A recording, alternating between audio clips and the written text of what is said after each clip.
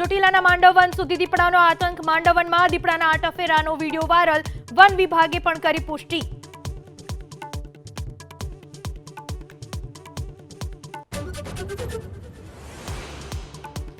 થરાદની વાદાઓ સીમમાંથી ડ્રગ્સના જથ્થા સાથે પોલીસે 2 શખ્સોની કરી ધરપકડ.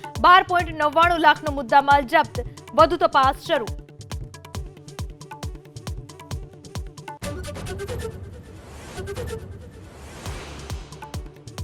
કોંગ્રેસ સાંસદ રાહુલ ગાંધીએ પણ દિવાળીની કરી અનોખી ઉજવણી. દિલ્હીમાં સ્વીટ શોપમાં બનાવી ઇમરતી અને લાડુ.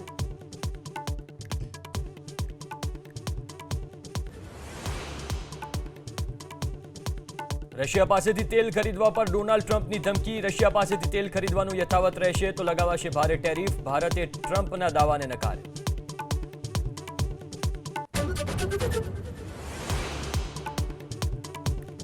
દિવાળી પર્વ પર નૌસેનાના જવાનો વચ્ચે પીએમ મોદી. ગોવાના તટ પર આઈએનએસ વિક્રાંત પર ઉજવી દિવાળી. બોલ્યા, આપણા જવાનોએ ઓપરેશન સિંદૂરમાં પાકિસ્તાનને ઘૂંટણીએ પાડવા કર્યું મજબૂર.